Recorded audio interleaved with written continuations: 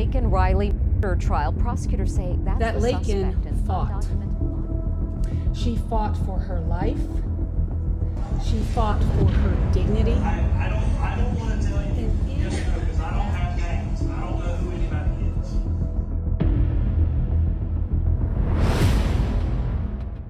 Laken Hope Riley was born in Marietta, Georgia on January 10, 2002. She was one of 4 children born to Allison Phillips and Jason Riley, having 2 sisters and 1 brother. Laken was 22 years old. She was known for caring for others, so it was no surprise when her passion for nursing led her to attend the University of Georgia. After 3 years there, she went on to begin a nursing program at the Augusta Medical College's campus in Athens. She was an active member of the Alpha Chi Omega sorority at the University of Georgia, as well as a Christian missionary who was known to attend trips through her church to spread the gospel. That's the gospel of Jesus Christ, if you're not familiar. Laken was truly a remarkably beautiful young woman with long, dark hair, brown eyes with a greenish tint to them, and she had an intense commitment to Christ and living a Christ-like life. You'll see that later as the story unfolds. On the morning of Thursday, February 22, 2024, Laken left her house at 9:03 a.m. to do what she always did. She went for a jog. She left her apartment and walked toward Millage Avenue Extension. She was wearing white Hoka running shoes, black leggings, and a black jacket. At 9:11 a.m. that morning, Laken's cell phone called 911. Clark County 911. Hello, this is Clark County 911. Hello, Clark County 911. Can anyone hear me?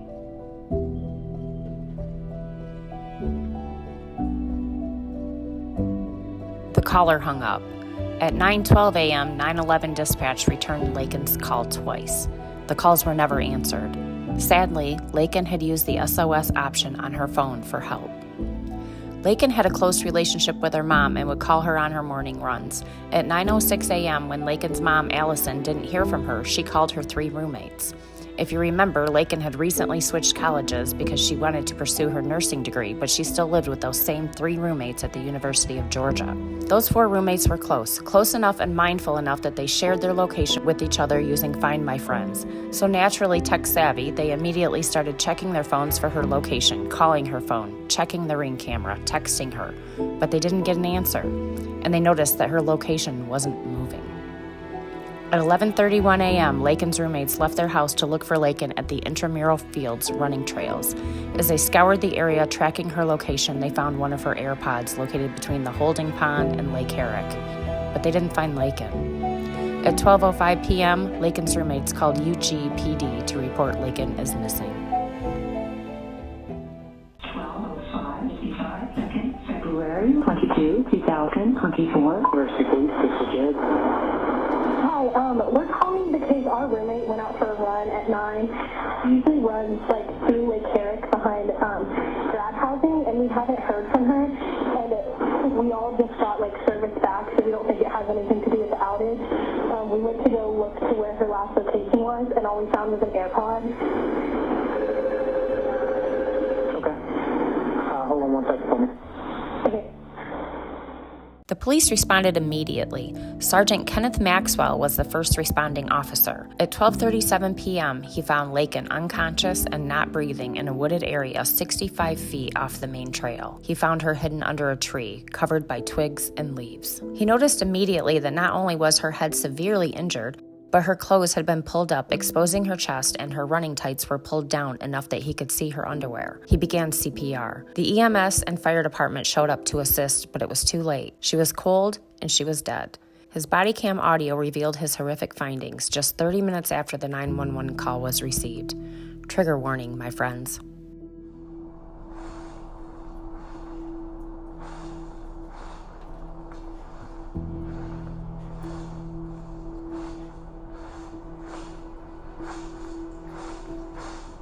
Oh, shit. To the university, I found her. Ma'am. Oh. I need EMS immediately to the location where the phone pings.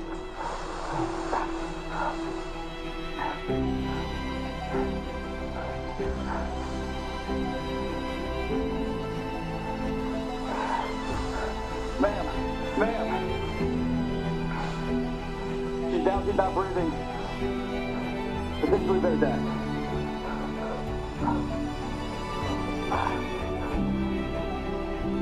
Starting CPR now.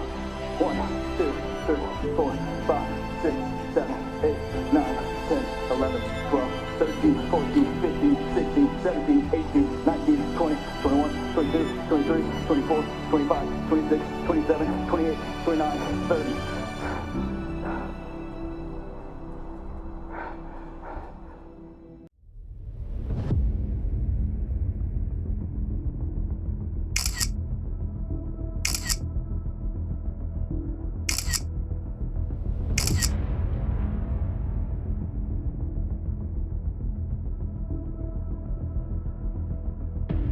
Police immediately swarmed the area searching for any evidence to explain how this young person who was out for her daily jog would end up brutally murdered at a well-known local park frequented by pretty much everyone in the community. As police searched, they found the other iPod, 2 rocks with blood on them, and a tree that also had blood on it. It wasn't until later they found her phone. They had called it, texted it, done everything possible, but it was on silent. They knew it was there because of the location data, so they kept searching. Finally, there it lay, partially covered by leaves, near a tree. Authorities went to nearby residents looking for witnesses to any activity that could lead them to the monster that did this.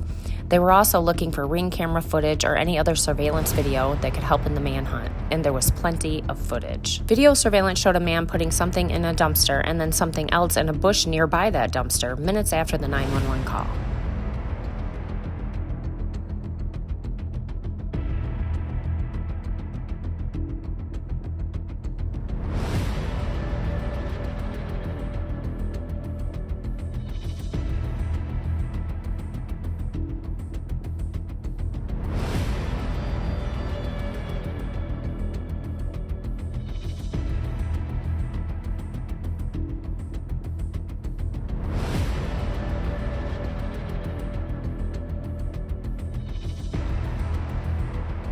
Within 24 hours, authorities arrested 26-year-old Jose Antonio Ibarra, who unlawfully entered the U.S.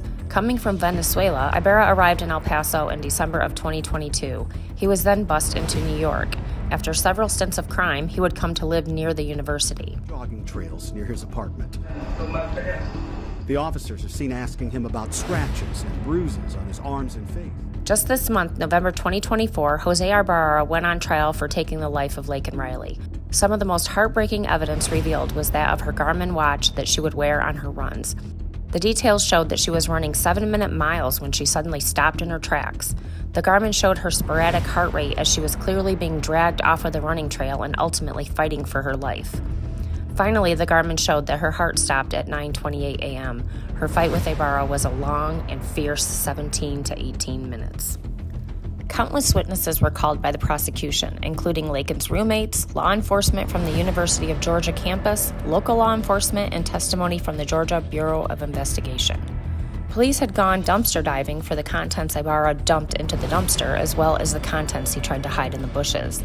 There they found a blue jacket in the dumpster and black food service-type gloves hidden in the bushes. Both were sent for DNA analysis, where it was confirmed that blood found on both items belonged to Laken Riley. Forensic testing also revealed that strands of Laken's hair were tangled in the buttons of the blue jacket. Testimony revealed a woman who lived in the apartments who had contacted 911 earlier that day due to a peeping Tom. That peeping Tom was identified as Jose Ibarra. Ibarra had woken up that morning, put on dark clothes, a dark hat, a dark hoodie, and black food service-type gloves before he went outside to do a little local neighborhood peeping. Then he hunted. The medical examiner described the conditions of Laken's body, indicating multiple blunt force trauma injuries on her skull, the largest fracture being just under 2 inches long and 1/4 of an inch deep. She said it would have caused hemorrhaging and trauma to the brain, and she confirmed that the injuries were consistent with injuries that would have been caused by impact from the bloody rocks found at the scene. A trace evidence expert and forensic expert from the Georgia Bureau of Investigations confirmed that Jose Ibarra's DNA was found under Laken's fingernails and that blood found on the blue jacket he disposed of, the gloves he wore, and the hat he was wearing in the ring video matched Laken's DNA. Let's not forget the giant fingerprint he left on her phone after the rocks he used to beat her with ripped the thumb of his gloves. It is important to note that Laken was not sexually assaulted. She fought. She fought to her death. Her life was taken while she defended her dignity. When it was the defense's turn to bring in witnesses, they brought in a woman who said that Diego Ibarra, Jose's brother, threatened her, telling her that if she told anyone who killed Laken, that he would kill her too. On cross-examination, the prosecution exposed that the witness had a previous sexual relationship with Diego and was upset that he was sleeping with someone else. The witness also admitted that Diego never told her that he committed the crime to begin with, which ultimately debunked her entire testimony. Besides the fact that Diego spoke broken English, so their communication was via a translation app that there is zero evidence of.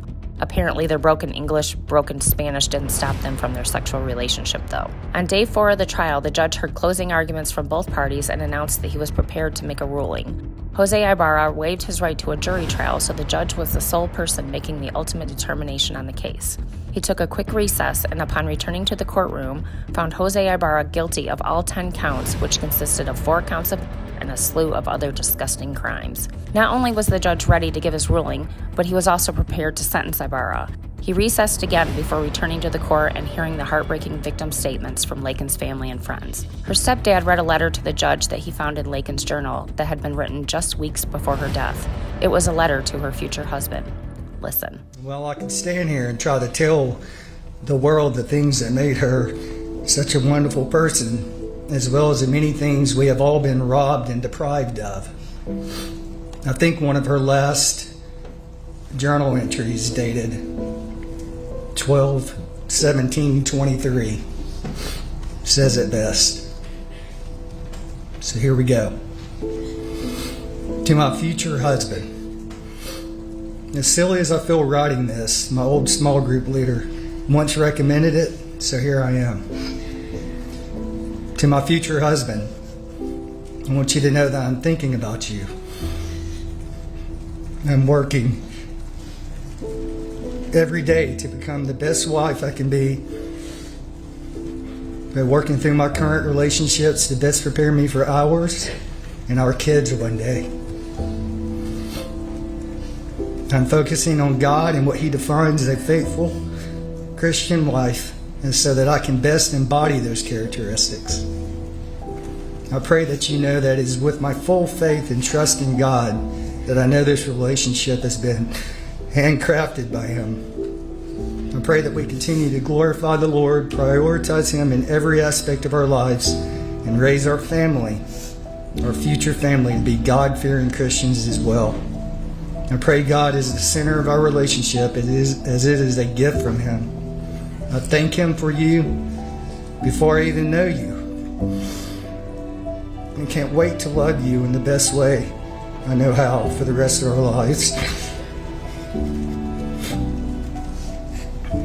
I pray you know and feel the importance of my love and hopes for our relationship. No matter what challenges we face, I pray that our trust in God and love for one another overrules the obstacle. May our relationship last forever. Your future wife, Laken. The judge sentenced Ibarra to 2 life sentences and 33 additional years to be spent in prison consecutively. He is not eligible for parole. Please keep Laken Riley's family in your prayers. Take care, people.